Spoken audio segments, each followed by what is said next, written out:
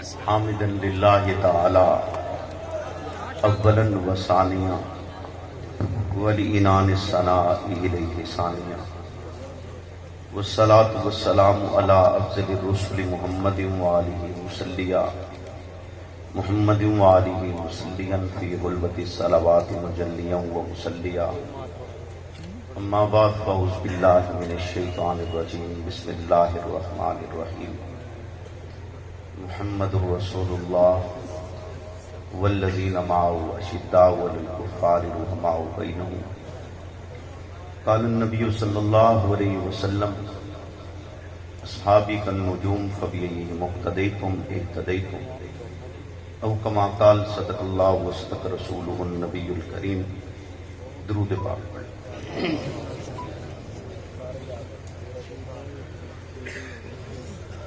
اللہم صلی علی محمد معدن الجود والکرم منبع الحلم والحکم وآلہ وسلم. اللہم صلی علی محمد وعلی آل محمد. اللہم صلی علی محمد وعلی آل محمد. اللہم صلی علی محمد وعلی آل محمد. محمد سے پیار کرتے ہیں تیرا احسان ہے مولا، ہماری بخشش کا بس یہی سامان ہے مولا. درے شاہ مدینہ چھوڑ دیں جنت کے بدلے، یہ سودا ہم نہیں کرتے ہمیں نقصان ہے مولا. تیرے باغی تیرے شاتم بشر اچھے نہیں لگتے، تیرا سایہ نہ ہو جن پر وہ سر اچھے نہیں لگتے. تیرے اصحاب سے مجھ کو محبت کیوں نہ ہو آقا، کسے اونچے گھنے ٹھنڈے شجر اچھے نہیں لگتے. غرور ٹوٹ گیا کوئی مرتبہ نہ ملا، ستم کے بعد بھی حاصل جفا نہ ملا. سر حسین ملا ہے یزید کو لیکن شکست یہ ہوئی کہ جھکا ہوا نہ ملا. میرے واجب الاحترام دوستوں بزرگوں، آج کی یہ سالانہ ختم نبوت کانفرنس محترم قاری احمد علی صاحب دامت فیوزہم کی پرخلوص دعوت پر آج دوسری مرتبہ حاضری کا شرف حاصل ہو رہا ہے. خالق علم یزل سے دعا گو ہوں کہ وہ مجھے حق اور سچ کہنے کی توفیق عطا فرمائے اور حق اور سچ کہنے کے بعد مجھے اور آپ کو اس پر عمل پیرا ہونے کی توفیق عطا فرمائے. رات تو تقریباً بیت چکی ہے اور رات کا ایک لمحہ ایسا ہوتا ہے جس میں انسان پر نیند شدت کے ساتھ طاری ہوتی ہے اور وہ لمحہ بھی گزر گیا ہے. تو امید ہے ابھی آپ جاگ رہے ہوں گے. چونکہ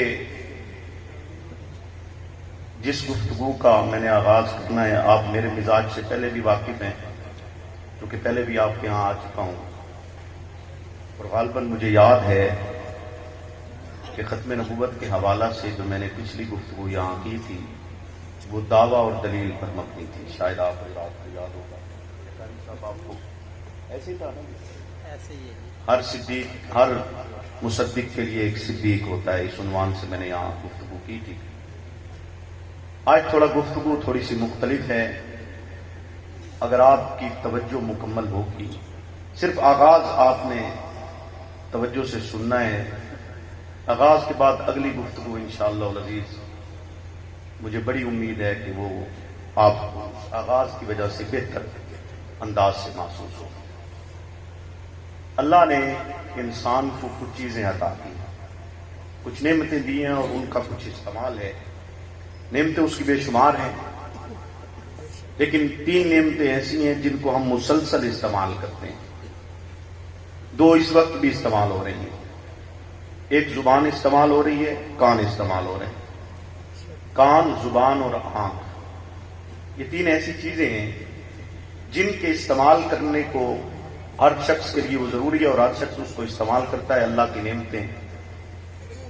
اور اللہ جب آپ کوئی رنگ دیکھتے ہیں جیسے ابھی یہ نظر آ رہا ہے تو اس رنگ کو دیکھنے کے لیے بھی آپ کو آنکھ کی بھی ضرورت ہے اور روشنی کی بھی ضرورت ہے. بغیر روشنی کے یہ رنگ نظر نہیں آ سکتا اور بغیر آنکھ کے بھی یہ نظر نہیں آ سکتا. تو لہذا ضروری ہے کہ روشنی بھی موجود ہو اور آنکھ بھی موجود ہو، یعنی دیکھنے کی حس بھی ہو اور روشنی بھی ہو.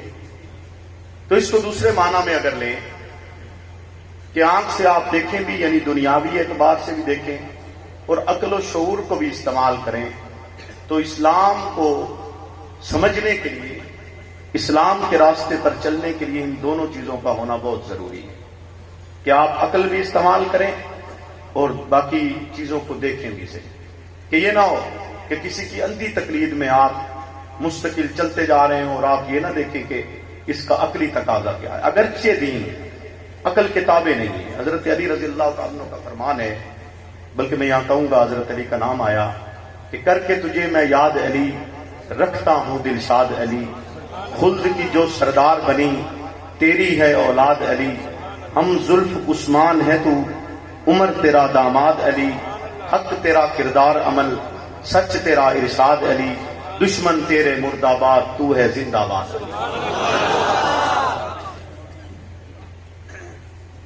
اور میں یہ بھی کہوں گا کہ اگر کوئی ہمیں کہے کہ علی کا نام نہ لو، تو میں اس کے لیے بھی کہوں گا کہ مت دو دخل عقیدت میں، یہ معاملہ ہمارا اور علی کا ہے، یہ معاملہ ہمارا اور علی کا ہے. حضرت علی کہتے ہیں کہ اگر دین عقل کے تابع ہوتا تو عقل یہ کہتی ہے کہ مٹی موزوں کے نیچے لگتی ہے، لہذا موزہ نیچے سے صاف کیا جاتا، لیکن دین کہتا ہے کہ اوپر سے صاف کرے، اوپر سے اس پر مسح کرے. تو لہذا دین کا حکم مانا جاتا ہے.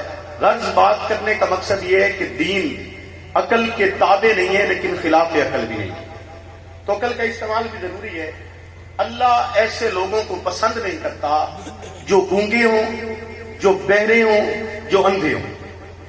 اللہ ایسے لوگوں کو پسند نہیں کرتا جو گونگے ہوں، بہرے ہوں اور اندھے ہوں، جو سن نہیں سکتے، جو دیکھ نہیں سکتے، جو بول نہیں سکتے.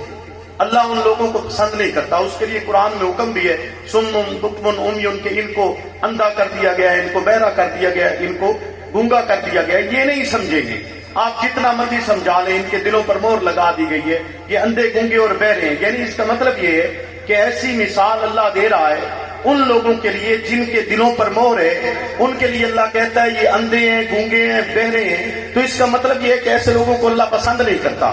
اگر پسند کرتا ہوتا تو یہ نام نہ لیتا. لیکن یاد رکھیے گا، یہاں مراد اندھے، گونگے اور بہرے سے مراد آنکھوں کے نابینا کی نہیں ہے، کانوں کے بہرے کی نہیں ہے، زبان کے گونگے کی نہیں ہے. یہ عقل کے اندھے کی بات ہے، عقل کے گونگے کی بات ہے، عقل کے بہرے کی بات ہے.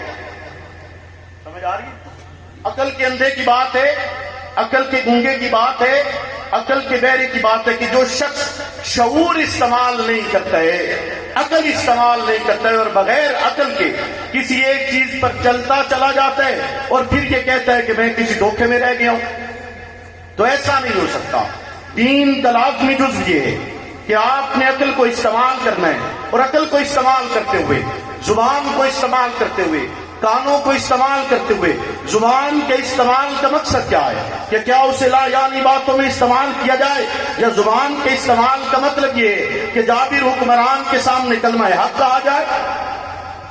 کانوں کا معنی کیا ہے، سننے کا مطلب کیا ہے کہ اسے فضول سنا جائے یا وہ سنا جائے جسے حق کہا جاتا ہے. دیکھنے کا مطلب کیا ہے، دیکھنے کا مطلب یہ کہ اسے ٹھوس چیزوں میں استعمال کیا جائے یا وہ دیکھا جائے جو حق کا راستہ ہے. یقیناً دیکھنے کا مقصد، یقیناً سننے کا مقصد، یقیناً بولنے کا مقصد حق بولنے، حق سننے، حق بتلانے، حق دیکھنے، حق کے راستے پر چلنا ہی یہی ختم نبوت کا عنوان ہے، یہی پیغام ہے محمد الرسول اللہ کا مشن اور کاج. جب آپ رسالت بنانے فرام کی چوٹی پر کھڑے ہو کر لا الہ کا اعلان کیا تھا، آپ کے اس اعلان کے بعد، لا الہ کی اس صدا کے بعد، کیا آپ نہیں جانتے اس زمانے کے حالات کیا تھے؟ کیا اس زمانے میں 360 بتوں کی حکمرانی نہیں تھی؟ کیا اس زمانے کے اندر عرب کے کفار حاکم نہیں تھے؟ کیا اس زمانے میں عرب کے رؤساء کا سکہ خطہ عرب پر نہیں چلتا تھا؟ کیا اس زمانے میں جب وہ لوگ کہہ دیتے تھے، جو قریش کے سردار تھے، وہ کہہ دیتے تھے کہ ان 4 ماہ میں کوئی بھی کسی قسم کی چوری نہیں ہوگی، تو ڈاکو بھی ان کی بات مانتے تھے، اور ان 4 ماہ کے اندر اندر جن 4 ماہ کے اندر قافلے مکہ کی طرف رخ کرتے ہیں، ان 4 ماہ کے اندر وہ ڈاکو بھی ڈاکہ زنی نہیں کرتے تھے، چور چوری نہیں کرتے تھے کہ یہاں اوقاس کا بازار لگتا ہے، اس لیے کہ ان کی بات مانی جاتی تھی، تسلیم کی جاتی تھی، ان کا سکہ پورے عرب پر چلتا تھا۔ ان کی موجودگی میں، ان سرداروں کی طاقت کے سامنے، ان کے اقتدار کے سامنے، ان کے اختیار کے سامنے 360 بت جو بیت اللہ میں موجود ہیں، اس اللہ کے گھر میں موجود ہیں، جو اللہ کے گھر ابراہیم خلیل اللہ نے بنائے، وہ اللہ کے گھر جسے اسماعیل خلیل اللہ نے اسماعیل نے بنائے، حضرت اسماعیل اور حضرت ابراہیم جس گھر کی تعمیر کرتے ہیں، اسی گھر کے اندر کھڑے ہو کر پھر حضرت ابراہیم رب سے طلب کرتے ہیں، اے اللہ اس گھر کی عزت کے لیے، اے اللہ اس گھر کی ناموس کے لیے، اے اللہ اس گھر کی برکت کے لیے، اے اللہ اس گھر کی عصمت کے لیے اس گھر میں امام بھیج۔ وہ امام محمد الرسول اللہ اس گھر میں تشریف لائے، لیکن آپ کو اسی کعبہ میں، اسی بیت اللہ میں، اسی اللہ کے گھر میں نماز پڑھنے کی اجازت نہیں ہے۔ اسی گھر کے اندر آپ لا الہ نہیں کہہ سکتے جو اس کی وحدانیت کے لیے بنایا گیا ہے۔ اسی گھر کے اندر آپ ایک وحدہ لا شریک کو نہیں پکار سکتے۔ آج اسی گھر میں 360 بتوں کی عبادت کی جا رہی ہے، لیکن رسالت پناہ کو رب حکم کرتے، رسالت پناہ کھڑے ہوتے، اعلان کرتے لا الہ الا اللہ۔ اگر لا الہ نہیں پڑھو گے کامیاب نہیں ہو سکتے ہو۔ رسالت پناہ ان مشکل ترین حالات میں لا الہ کا درس دیتے، مشکل ترین حالات میں لا الہ کا بولیے نا، لا الہ کہنا آسان تھا، بولیے مشکل تھا نا۔ آپ نے مصلحت اختیار کی ہوگی، یقیناً کی تھی۔ نبی سے بڑا مصلح کون ہوگا؟ نبی سے بڑا حکیم کون ہے؟ نبی سے بڑا عالم کون ہے؟ کہ نبی ہر زمانے میں سب سے بڑا عالم، نبی ہر زمانے میں سب سے بڑا حاکم، نبی ہر زمانے میں سب سے بڑا حکیم، نبی ہر زمانے میں سب سے بڑا مصلح، نبی ہر زمانے کا سب سے بڑا دانا، نبی ہر زمانے کا سب سے زیادہ عقل مند شخصیت، اور وہ ایسی ذات کہ جس کی نبوت ایک زمانے تک محدود نہیں، 14 صدیاں گزر گئی پر نبوت محمد الرسول اللہ کی ہے، اور قیامت کے دن تک بھی نبوت محمد الرسول اللہ کی ہے۔ رب نے ایسے ہی نہیں آپ کے زمانے کی قسم کھائی ہے، رب کہتا ہے بالعصر، قسم ہے اس کے زمانے کی، اس زمانے کی قسم بھی رب اٹھاتا ہے جس زمانے میں محمد الرسول اللہ موجود ہے۔ آپ کے چہرے اقدس کی قسم کھاتا ہے، آپ کی زلفوں کی قسم کھاتا ہے، آپ کے یاروں کا تذکرہ بھی رب کتاب اللہ میں کرتا ہے، آپ کی آل کا تذکرہ بھی رب کتاب اللہ میں کرتا ہے۔ جہاں دیگر احکامات اترتے ہیں وہاں پروردگار عالم آپ کی کالی کملی کا تذکرہ بھی کتاب اللہ میں کرتا ہے۔ وہی رب ہے، اسی کی سرزمین ہے، اسی کا مقدس پیغمبر ہے، مکہ کی سرزمین پر وہی مقدس پیغمبر جو سب سے بڑا حکیم بھی ہے، جو سب سے دانا بھی ہے، جو سب سے بڑا عالم بھی ہے، جو سب سے بڑا فقیہ بھی ہے، وہ محدث کھڑا ہو کر کیا الفاظ بیان کرتے ہیں؟ پیغمبری کے الفاظ کیا ہیں؟ لا الہ الا اللہ۔ لا الہ کے الفاظ نہیں بدل رہے۔ آپ نے مسلط اختیار کی ہوگی، آپ نے ہجرت بھی کی ہے، آپ نے اس کے علاوہ دیگر اطوار بھی اختیار کیے، پوشیدہ آپ نے نمازیں بھی پڑھی ہیں، لیکن لا الہ نہیں بدلا۔ بولیے نا، میری گال تک تسا پہنچنا ہے۔ میں نے آپ کو پچھلی دفعہ بھی کہا تھا کہ میرے کو لفظ نے ڈانگا نہیں، لفظ ڈانگا نہیں کہ میں تو مارنی بھی ہیں تو سمجھانا بھی ہے۔ مقصد یہ ہے بات کرنے کا کہ جب نظریہ بتلایا جاتا ہے، جب سوچ بتلائی جاتی ہے، یاد رکھیے نظریہ کسی کے بتانے سے یا سمجھانے سے نہیں بنتا، نہ کسی کی مجبور کرنے سے بنتا ہے، نہ بندوق کی نوک سے بنتا ہے، اور نہ نظریہ کسی کے دباؤ اور بندوق کی نوک سے تبدیل ہو سکتا ہے۔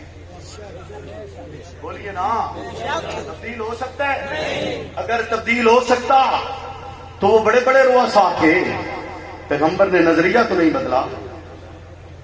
بولیے نا، اس زمانے میں لا الہ نہیں کہا جا سکتا تھا، آج آپ کہہ سکتے ہیں، لیکن آج اگر آپ پیغمبر کی سنت کو ادا کرنا چاہتے ہیں تو آج جو کہنا مشکل ہے وہ کہا جائے۔ بولیے نا، آج جو کہنا مشکل ہے وہ کہا جائے۔ یہ پیغمبری سنت ہے کہ پیغمبر نظام نہیں بدلتے، پیغمبر الفاظ نہیں بدلتے، پیغمبری نے لا الہ کی آواز بلند کی، پتھر برداشت کیے، لا الہ نہیں بدلا، کانٹے برداشت کیے، لا الہ نہیں بدلا، شیخ ابی طالب کی گھاٹی میں محصور رہنا برداشت کیے، لا الہ نہیں بدلا، طائف کی وادی میں گئے، لا الہ نہیں بدلا، کوڑا کرکٹ پھینکا گئے، لا الہ نہیں بدلا، اوجھلی ڈالی گئی ہے، لا الہ نہیں بدلا، مکہ سے روکا گئے، لا الہ نہیں بدلا، ہجرت کرنے پر مجبور کیے گئے، لا الہ نہیں بدلا، حتیٰ کہ آپ کے رفقا کو تپتی ہوئی ریت پر لٹایا گئے، لا الہ نہیں بدلے، جسم کی چربی کے ساتھ کوئلے بچھائے گئے، لا الہ نہیں بدلے، تو اونٹوں کے درمیان باندھ کر چیر دیے گئے، لا الہ نہیں بدلے، انہیں پتے کھا کے گزارا کرنا پڑے، لا الہ نہیں بدلے، بیوی بچے چھوڑنے پڑے، لا الہ نہیں بدلے، کنبہ قبیلہ چھوڑنا پڑے، لا الہ نہیں بدلے، مال و اسباب چھوڑنا پڑے، لا الہ نہیں بدلے، حتیٰ کہ انہیں اپنی جان دینی پڑی ہے، لیکن لا الہ نہیں بدلا ہے۔ بولیے نا، لا الہ نہیں بدلا۔ اس کا مطلب یہ ہے کہ نظریے نہیں بدلتے۔ بولو نا، امید ہے میری گل تسا سمجھ گئے ہو، یہ گل ہے نا جی۔ پھر اگر آپ سمجھ گئے ہو تو پھر جو شروع میں نے آپ سے بات کی تھی کہ یقیناً آپ عقل کے اندھے نہیں ہیں، یقیناً میں اور آپ عقل کے اندھے بھی نہیں ہیں، عقل کے گنگے بھی نہیں ہیں، عقل کے بہرے بھی نہیں ہیں، ہمیں بھی سمجھ آتا ہے کہ منبر سے کون کیا بول رہا۔ بولیے نا، ہمیں بھی سمجھ آتا ہے کہ منبر سے کون کیا بول رہا ہے۔ یاد رکھیے، خزاں کے موسم میں، خزاں کی رت میں گلاب لہجہ بنا کے رکھنا کمال یہ ہے۔ خزاں کی رت میں گلاب لہجہ بنا کے رکھنا کمال یہ ہے، ہوا کی ضد پہ دیا جلانا جلا کے رکھنا کمال یہ ہے۔ ذرا سی لفظ پہ روٹھ جاتے ہیں، ذرا سی لفظ پہ توڑ دیتے ہیں سب تعلق زمانے والے، ذرا سی لفظ پہ توڑ دیتے ہیں سب تعلق زمانے والے، سو ایسے رسوں سے بھی تعلق بنا کے رکھنا کمال یہ ہے۔ اور کسی کو دینا یہ مشورہ کہ وہ دکھ بچھڑنے کا بھول جائے، کسی کو دینا یہ مشورہ کہ وہ دکھ بچھڑنے کا بھول جائے، اور ایسے لمحے میں آنسو اپنے چھپا کے رکھنا کمال یہ ہے۔ خیال اپنا، مزاج اپنا، پسند اپنی، کمال کیا ہے؟ خیال اپنا، مزاج اپنا، پسند اپنی، کمال کیا ہے؟ جو چاہے مولا وہ حال اپنا بنا کے رکھنا کمال یہ ہے۔ جو چاہے مولا، بولو نا، جو چاہے مولا وہ حال اپنا بنا کے رکھنا کمال یہ ہے۔ اس کو کہا جاتا ہے کمال۔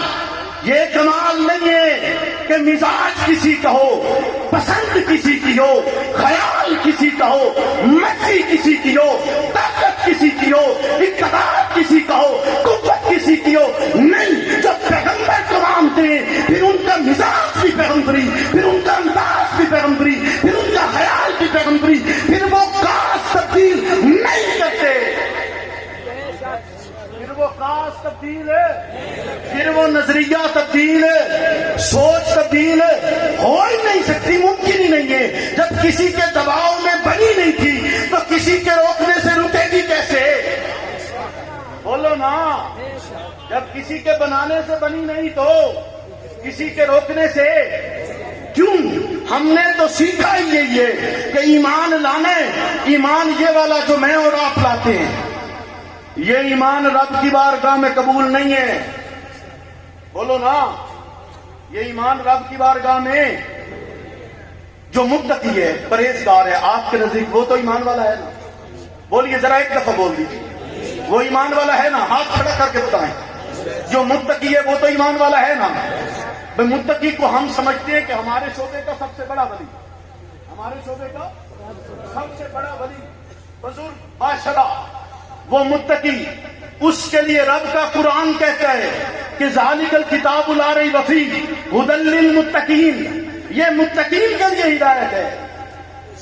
بولیے نا، یہ متقین کے لیے ہدایت ہے، یعنی کتاب اللہ کا نزول جہاں عام مومن مسلمان کے لیے ہدایت، وہاں متقین کے لیے ہدایت۔ اور اللہ جو کہتا ہے جو تشریح رب کی ہے، یہ متقی کی تشریح تیری میری ہے، لیکن جس نے لا الہ کہہ دیا وہ بھی متقی ہے، اگرچہ ادنا درجے کا ہو، لیکن جسے جنہوں ساڈی زبان چاہتے کہ مسیح کا ککھ بن گیا ہے، ہم اس کو بھی سب سے بڑا ولی سمجھتے ہیں۔ اس کے لیے رب کا قرآن کہتے کہ ھدی للمتقین، یہ کتاب لا ریب کتاب، بے مثل کتاب اس متقی کے لیے ہدایت ہے، یعنی بغیر ہدایت کے چارہ اس متقی کے لیے، بولیے اس متقی کے لیے نہیں ہے، اس متقی کے لیے بغیر ہدایت کے چارہ نہیں، تیرے اور میرے لیے بغیر ایمان کے چارہ، بولیے نا، بغیر ایمان کے چارہ نہیں ہے۔ تو پھر دیکھیے تو صحیح کہ وہ ایمان کیسا ہے، جس پر ایمان لائے تو رب کہہ دے ہاں تو مومن ہے، کہ رب کہہ دے ہاں تو مومن ہے، رب کی بارگاہ میں تسلیم ہو، وہاں معیار بن جائے، وہاں کی کسوٹی بنے، وہاں کا میزان بن جائے، اس کی بارگاہ میں قبول ہو جائے۔ ایمان تو وہی ہے نا، بولیے نا۔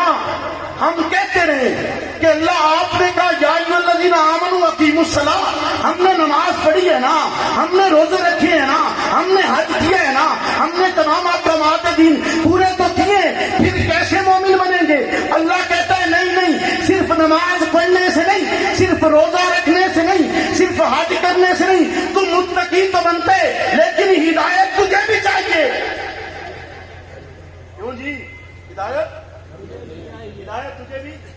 بات میں بہت بڑی کر رہا ہوں، بہت سارے علماء مجھے محسوس ہو رہے ہیں سٹیج پر بیٹھے، ایسے ہی ہے نا جی؟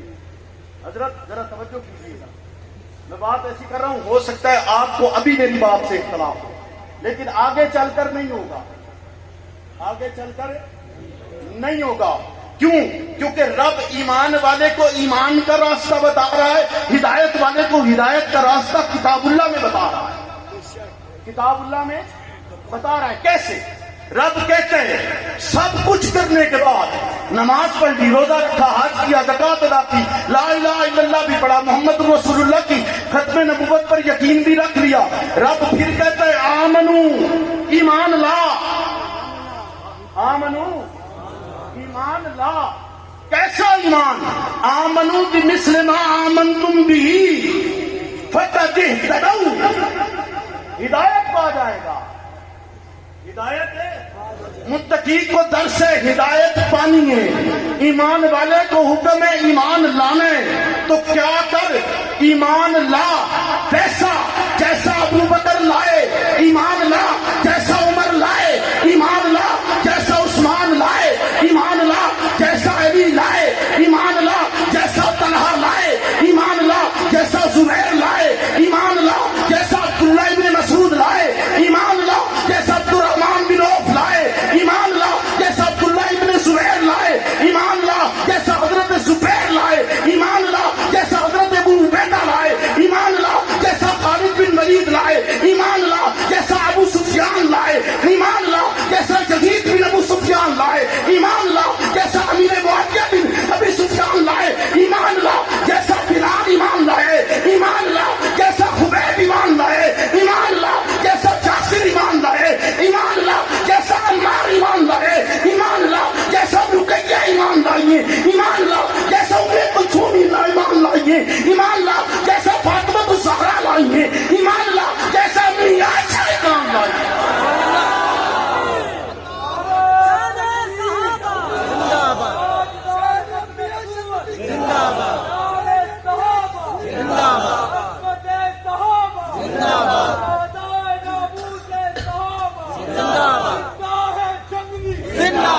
نعرہ تکبیر، عظمت مصطفیٰ، عظمت صحابہ، عظمت امی عائشہ صدیقہ۔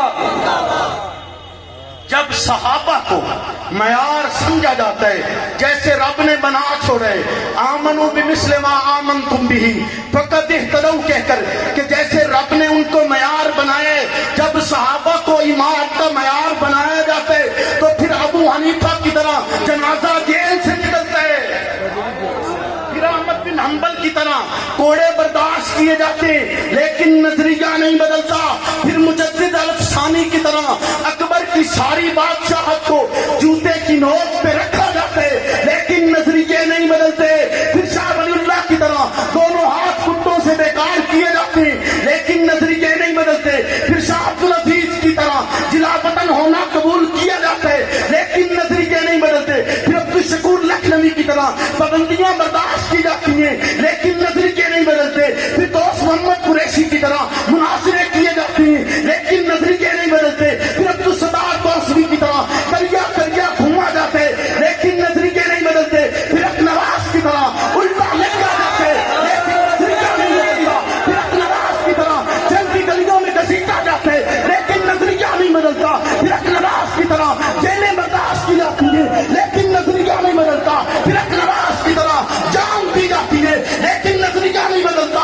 उसी सोच में, उसी सांस में, उसी तर्क के साथ, उसी जुर्रत के साथ, उसी इस्तिकामत के साथ मैं आपसे कहना चाहूंगा तनाफिल्लाह की तहमीर बकाया रास मुझ में है। किसे मरना नहीं आता उसे जीना है। नारे तकबीर,